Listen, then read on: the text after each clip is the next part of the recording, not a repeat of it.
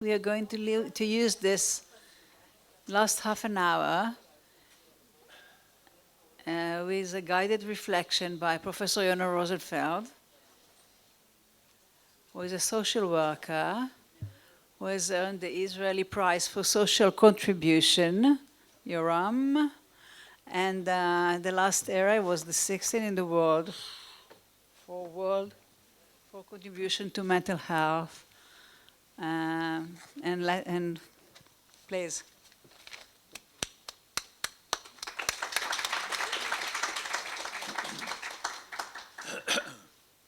Well, many thanks for this surprising day. If you all knew what you would expect it here, then I'll be the only one who did not. But I'm not the only one who is not overwhelmed. Overwhelmed by finding out how much you don't know and finding out that it's possible to learn. So the question which is on my mind all these years is, how do we learn? And learning doesn't mean that I'm going to school. Learning is an ongoing process. And what are the conditions for the ongoing process? The first time I heard about it is from this particular question is from Donald Schoen, if you know maybe his name. He was an educationalist, a philosopher who lived in the States. He was very much of a loyal Jew who came here at least twice a year and came to the university. And the first event I had with him was called, he wrote 3 books. One book is called Educating the Reflective Practitioner. The second is called Learning in Action and on Action. And the 5th one is Learning on Learning. So remember, you learn from what had worked in the past. That is my invention, together with him. The second is learning for an unresolved issue in the future. And the third one, which is not yet been developed, but which I recommend you, is very interesting. The third one is called Learning on Learning. How do I learn well?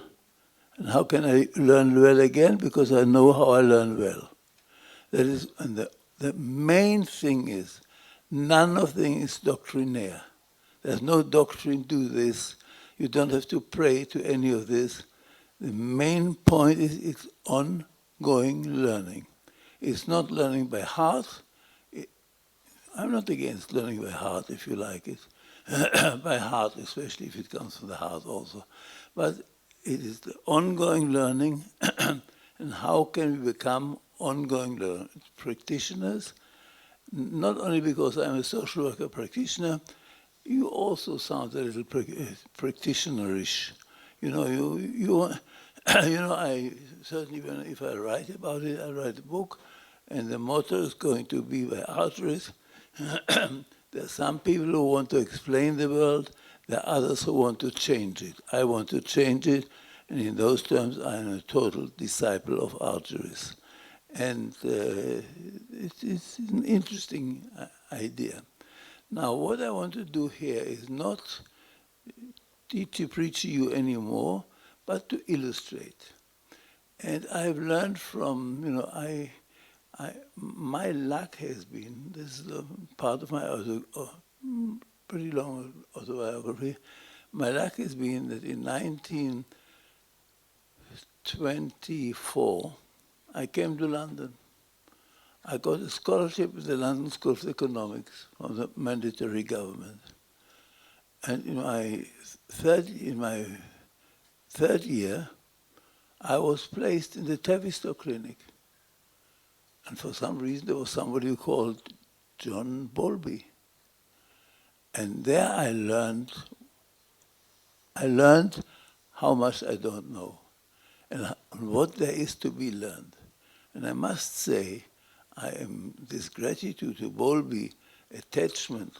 I don't know if it's a good word, attachment or not, but the whole idea that you are there in order to learn something which you didn't know about at all, about animals, about children. Who learned about elements in children in 1944? At least I wasn't there. In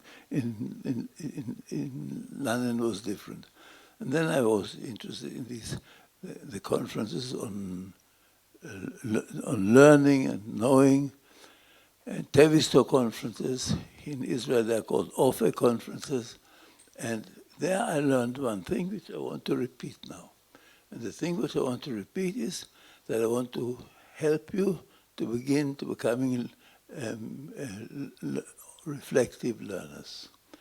The opposite of reflective learners is to be a teachy-preachy. Teachy-preachy is not a reflective learner. Because I know, you're telling me. I must tell you the only joke I have. I was a teacher later on, a student in Chicago. There came a very famous professor from Jerusalem. I won't mention his name. And he gave a lecture. In the middle of the lecture, somebody says, I want to ask you something, Professor, or something he said. And he asked him, you are asking me this question? If you don't know this question, what are you doing here? Get out. I promise you, I didn't invent it. But he's certainly one of the most appreciated professors of the Hebrew University. Later on, I'll be ready to whisper it, not here.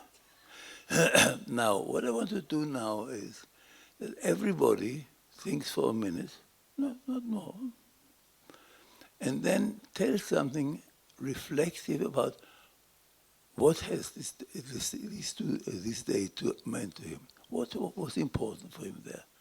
And I'm not giving you any guidance except that it is based on reflection.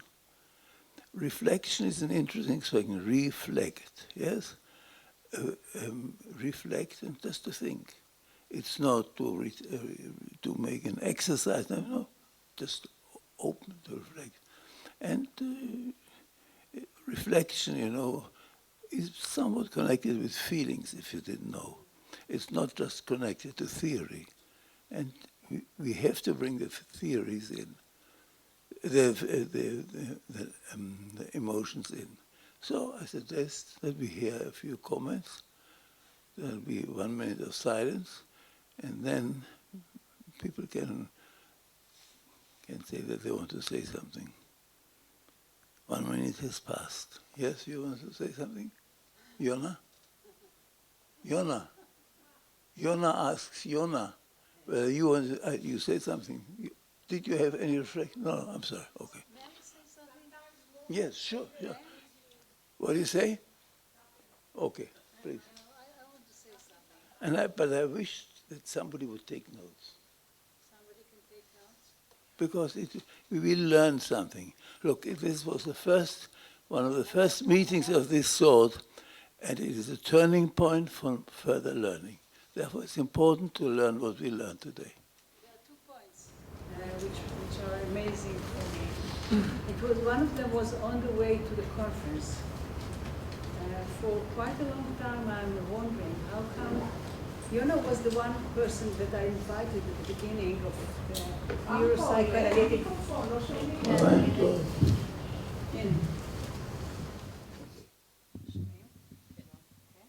שומעים? אוקיי, הנה, עכשיו. When we started neuropsychoanalysis, I invited Yona. She was standing there in the back in one of our meetings, and she was shouting something about nobody is taking care of the body, nobody is talking about movement and so on. So I said, okay, Yona, I'm trying to build something here, so why won't you come and join me? And all over those years, I was wondering, why is it? Well, I'm doing a lot of work with my body, but why is it that we do not manage to find some, the language doesn't meet. I know how much she knows, I know how much I know, but we don't, somehow, as if the body and the mind don't meet. So, but finally on the way, last days, and after reading on aphasia of Freud, when I started, then I understood something about this movement things. Movement, you talk about movement, not body language, movement you speak. That, exactly. And this issue with the movement, which is so important, made me understand what is that we have to change in our clinics. Like, we need to understand that this issue of movement is the movement between association, the movement between the words, the movement in the language. And when there is no spontaneous movement, then you're stuck there. So the abstract idea of movement that is everywhere, while our patients are moving from one thing to another, is the issue of movement. It is the very same thing as you were saying. So this was one of the ideas that came to me, which, how can we change our concrete and abstract ideas to make one idea? Which is what we do. And then today, listening to Tali, I understood why we are so creative in this Neuropsychoanalytic Association, because if you take two things and you try to make a third one, then of course you become creative, because this is the option. So this is why neuropsychoanalysis is such a creative movement, because we all the time join. Terrible? What? I'll tell you something terrible. Tell me. Donald Schoen had one expression. Don't explain. Just tell me. No, don't explain. Did I explain anything? Yes. And I'm so shocked that I couldn't but stop you, because when he said, don't explain, just tell me, what the hell did you do? And we are doers. By the way, learning has also something to do with doing. And not only if I write something. The important things, and Okay, I was just take care when you say next time. I may have some other corrections to make. You just pass the What? He what? I didn't hear. Don't explain. Don't explain. No, believe me, I'm really quiet. I have explained a few things. But at the moment, let's be, what did we do? What happened here? Which was important. Yes. As a movement person, I just wanted to say that moving is doing. That's all I wanted to say in terms of what you two said. The only organization in the world which is common to all countries of the world, to 20 countries, is fighting poverty, and they call themselves a movement, the Fourth World Movement. Movement, not organization. Think it over. Yes, next. Yes. אני אעזור לך. אוקיי. מה אתה חושב, האם לכל הטראומות שהדור הקודם והדור שלנו, כאילו מהשואה ומהמלחמות עברנו בארץ, אם יש איזו השפעה על חשיבה, רגשות, יחסים בדור הנוכחי בישראל? What do you think? What are you thinking? על מה את חשבת? כן, שאלה אם כל מה שקרה לנו בשואה או במלחמות, מה זה? בשואה, במלחמות, בכל הטראומות שעברנו. אם זה מה? אם יש איזושהי השפעה על What has been the impact of all these traumas and difficulties on our life here?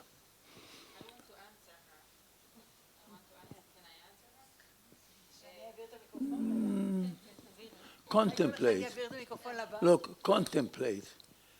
Reflection in Hebrew, I think we're okay. Reflection in Hebrew, שכחתי.